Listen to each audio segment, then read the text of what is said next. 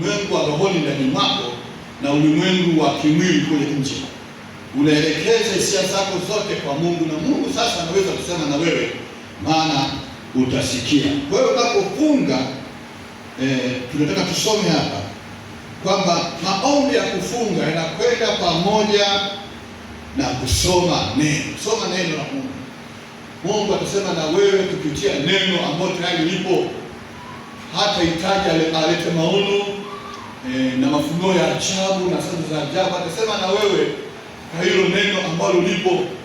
Na wakati mwingine yale maombi yako ambayo unayaomba kwenye kufunga, si umefunga mwezi, utashangaa wakati unasoma Biblia, Mungu anakuelekeza katika vifungu ambavyo vinakutia moyo katika mahitaji yako yale. Sitasahau Zaburi 18 yote. Kuna kipindi nilikuwa na maombi ya muda mrefu, niruhusu niseme hiyo. Na katika kuomba, siku moja nimeketi asubuhi nyumbani, nasikia nisome Zaburi. Zaburi nakwenda kusoma 18, inanishika hiyo. Nikasoma Zaburi yote. Nakumbuka nimeisoma kwa mwaka mzima, kila siku asubuhi Zaburi 18 mara 2 mara 3. Na nikaona Mungu anavyozidi kunisaidia katika mahitaji yangu kwa nayo. Alibariki Zaburi 18, alipaka mafuta, aliweka ufunuo wake pale.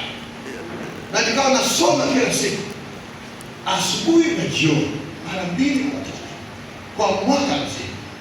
Unaona? Na nikawa nasikia kutiwa moyo sana na yale mahitaji ambayo nilikuwa nayo. Kwa hiyo tunapata mwongozo huo kwa mifano 2-3 tunaisoma hapa, ambapo wale ambao walikuwa naomba walifunga na wakaomba, na wengine walifunga, kuomba na kusoma neno. Kwa kweli ukisoma habari za Hana katika Samueli ile ya kwanza, sura ya kwanza, mstari wa 6 hadi wa 8, sura 18, ni habari za Hana hapo. Na katika maombi yake alikuwa akibadilishana maneno na kuhani Eli mara nyingi tu, kwa sababu alionekana anajitenga mahali fulani, anajenga mahali fulani, anaomba, anamumunya maneno, lakini alikuwa anakataa kula chakula kabisa.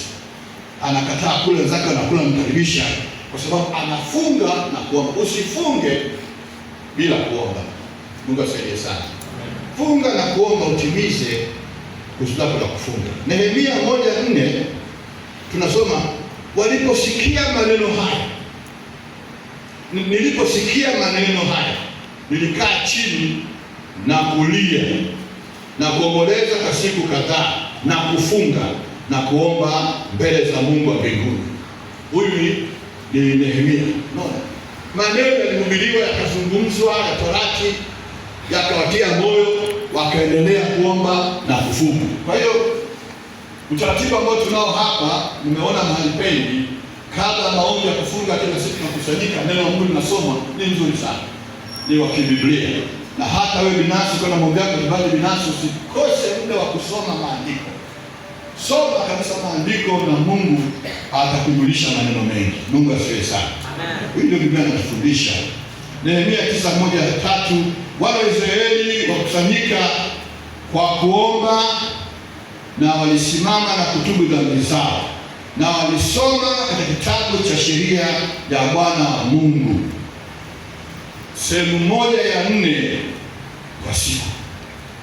Sehemu 1/4 kwa kurasa za kutosha za Torati kwa siku walizisoma katika mikutano yao ya kufunga na kuomba, wakiungama na pia kumwabudu Mungu Baba wa mbinguni. Danieli naye amezungumza hayo sana. Maombi ya kufunga na kuomba. Wanafunga na kuomba. Sio kufunga tu, wanafunga na kuomba. Kwa mistari kwa mingi sana.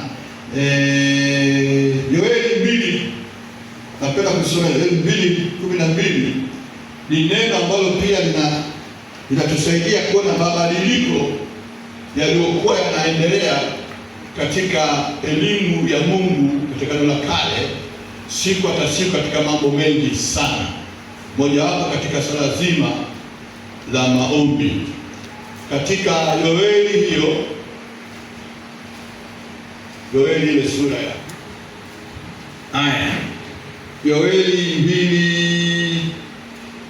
2:12, nabii Yoeli huyu anasema hivi: lakini hata sasa, asema Bwana, nirudieni mimi kwa mioyo yenu yote, na kwa kufunga na kwa kulia na kwa kuombolea.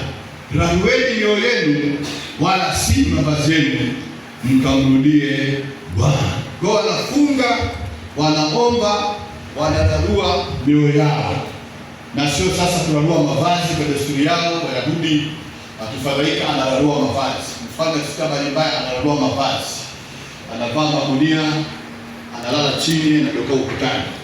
Lakini Yoeli akaanza kuleta mtazamo mpya wa maombi, watu wafunge na kuomba, lakini sasa waache kurarua mavazi, waache kuvaa magunia, waache kujimwagia majivu, wararue mioyo yao. Mungu asifiwe sana. Wararue mioyo yao, waende ndani ya mioyo yao, wakatafute rehema za Mungu.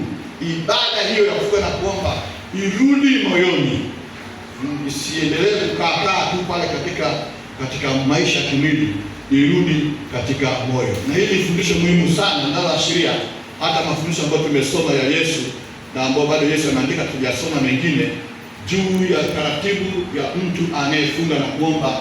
Unaoga, unapaka mafuta, unavaa nguo nzuri, unachana nywele. Inatokana na msingi wa manabii hawa waliotangu nyuma huko, kwamba mfumo mzima wa kuomba Mungu kwa dhati, kwa nguvu, kwa moyo, uhame kutoka kuzingatia utu wa nje, uingie katika kutengeneza mambo ya ndani. Ndio unaona tunasikia rarueni mioyo, vitu kama hivyo. Kusoma Isaya 58 unakuta pia kuna fundisho linalojaribu kutolewa pale na Isaya na kubadilisha mtazamo mzima wa maombi ya kufunga katika Agano la Kale, na unaelekeza yote katika mtazamo ambao Yesu kale tumesoma hapa ametufundisha. Mungu asifiwe sana.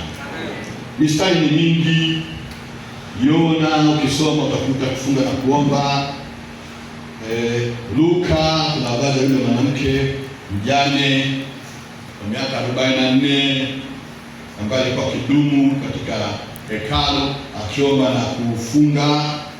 Matendo 9 habari za Sauli wa Tarso baada ya kuokoka, ameingia katika ule mji, na sasa kulikuwa na mtumishi wa Mungu humo ndani katika mji huo, Ananias, na siku hizo akiwa nyumbani kwake Paulo alikuwa anafunga bila kula kitu na kunywa siku 3.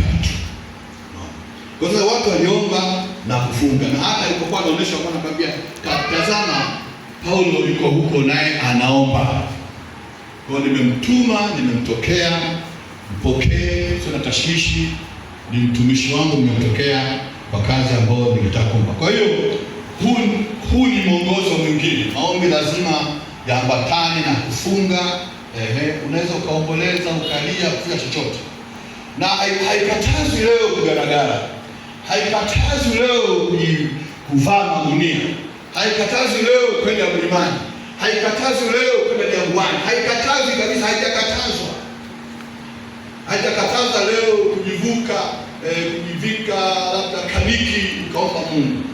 Haya katika Agano la Kale hayakatazwi mtu akipenda kuyafanya, lakini aende hatua moja zaidi, aelekeze mambo yake ndani ya ndani. Mungu asifiwe sana. Amen. Nenda milimani, nenda jangwani, lakini unajua unachokifanya, kwamba jangwani tu haitoshi, milimani tu haitoshi, lakini mimi namtafuta Mungu kuanzia ndani ya nararua moyo wangu.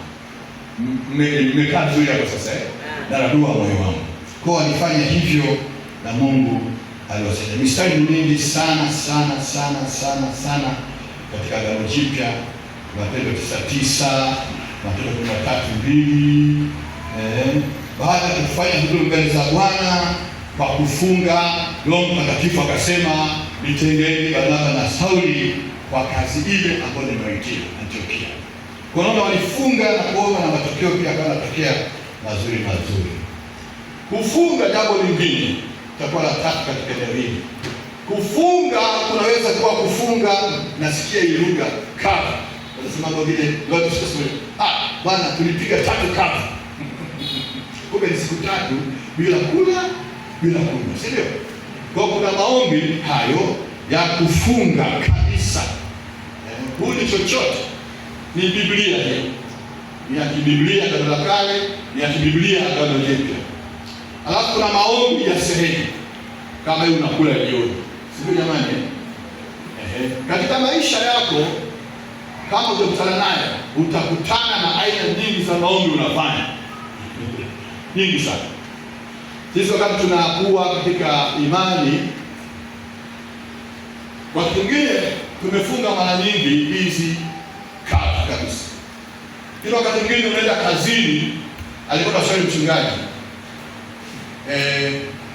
kula jioni hata ule kidogo ili asubuhi, maana sisi ile kazi yetu iko kazi ya vitabu maktaba, unasukuma matroli ya vitabu unapanga vitabu asubuhi. Sasa kama vitabu vitakuangusha vile, tunasema kama unaenda kazini weekend, usiku unaweza kula kidogo. Kwa hiyo tunakula kidogo. Kitu kingine unaamua kwamba takunywa uji asubuhi.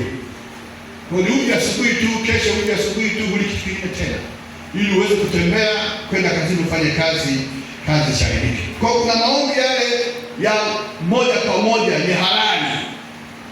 Na kuna maombi mtu anakunywa maji, hali chakula, hali matunda, hali mboga, anakunywa maji.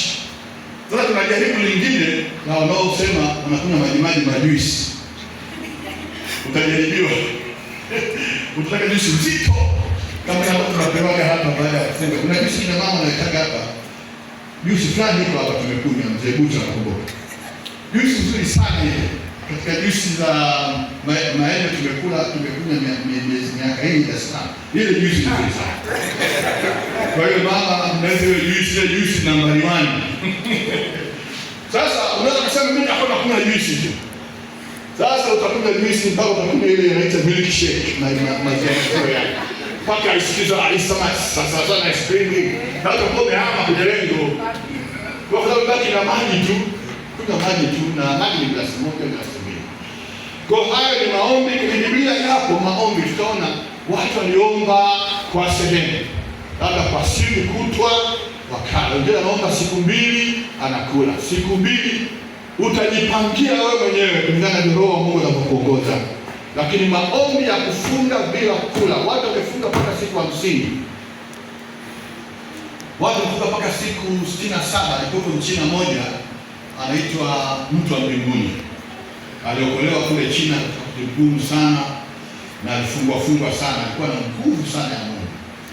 Huyo aliwahi kufunga siku moja siku 67 bila kula kabisa. Kuna kitabu aliandika mtu wa mbinguni, Heavenly Man. Kuna hizo simulizi zake. Alifunga. Miaka tunakuwa kulikuwa na watu kule kwetu. Ilifika mpaka kwa wanashindana sasa. Wachungaji fulani. Hizi 50 hizi bila kula, wamepiga kweli 40. Akisikia huyo amepiga 40 anapiga 50. Na sasa ulimwengu wa kanisa ukawa unasikia fulani kapiga 40 mshaanza leo. Anasema anakwenda 50. Wamepiga hizo wako bado wengine wetu wako. Sasa kuna watu wanaomba kavu siku nyingi sana, lakini watu wanashauriwa na watu iwe Mungu amekuelekeza. Kuna watu wamekufa. Nimesikia kuna watu wamekufa. Siku 30 tu cha. Iwe Mungu amekuelekeza kweli kwamba sasa nenda 40. Zile za Yesu, zile za Musa.